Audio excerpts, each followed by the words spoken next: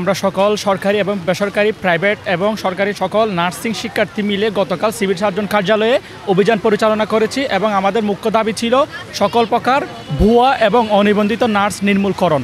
এবং এই প্রসঙ্গের ভিত্তিতে গতকাল জেলা ম্যাজিস্ট্রেট সহ আমাদের সাথে আজকে অভিযান পরিচালনা করার কথা ছিল এবং কিন্তু জেলা ম্যাজিস্ট্রেট আসতে পারেনি, কিন্তু সিভিল সার্জন সহ আমরা সকলে মিলে চট্টগ্রাম মেট্রোপলিটন হসপিটালে আমরা অভিযান পরিচালনা করেছি এবং সেখানে অনেকজন ভুয়া অনিবন্ধিত নার্স আমরা পেয়েছি, যাদের মধ্যে কোনো সরকারিভাবে লাইসেন্স বা সনদপত্র ছিল না এবং সেটা সকলেই আমরা মিলে সেটা অভিযান করেছি।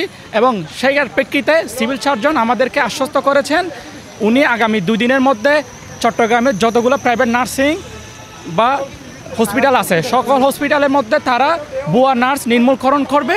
এটাই ছিল আমাদের আজকের নিবন্ধন যাচাই করবে এবং সেটা প্রেক্ষিতে সকল ভুয়া নার্সকে নির্মূল করবে এবং যারা নিবন্ধিত নার্স আছে তাদেরকে দিয়েই হসপিটাল সমূহ সেবা কার্যক্রম চলমান রাখবে। এটাই ছিল আমাদের আজকের মুখ্য দাবি ছিল। আপনারা সকলে অবগত আছেন, একজন শিক্ষার্থী বিএসসি বা ডিপ্লোমা করে সে একজন হচ্ছে স্কিলফুল হয়ে সে চিকিৎসা খাতে অবদান রাখে, কিন্তু যে আনস্কিলফুল বা কোনো প্রকার ডিগ্রি ছাড়া 2-1 মাস ট্রেনিং নিয়ে যে চিকিৎসা সেবা দিচ্ছে সে কখনোই প্রকৃত নার্সিং সেবা দিতে পারবে না।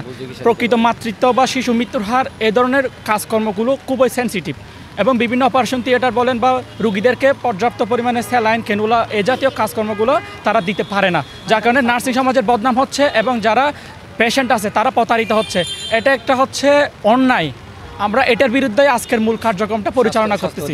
আমরা এটা যতক্ষণ পর্যন্ত ভুয়া নার্স নির্মূল করতে পারতেছি না ততক্ষণ পর্যন্ত আমাদের অভিযান চলমান থাকবে এবং সেটা অলরেডি আমাদের কিছু প্রতিনিধি জেলা ম্যাজিস্ট্রেট বরাবর আমরা এখনই স্মারকলিপি দিতে যাচ্ছি এবং তাদেরকে অভিযান পরিচালনা করার জন্য আবারই এখন আমরা যোগাযোগ করতে যাচ্ছি।